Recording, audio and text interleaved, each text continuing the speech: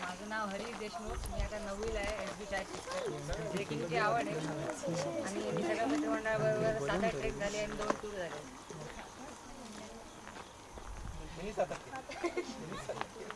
आणि पर्यावरणासाठी काय करतो घरात? काय पर्यावरणासाठी शक्यतो कॅरी बॅगचा वापर टाळतो आणि पर्यावरण दिन असे दिन आल्यावर सेवा करतो.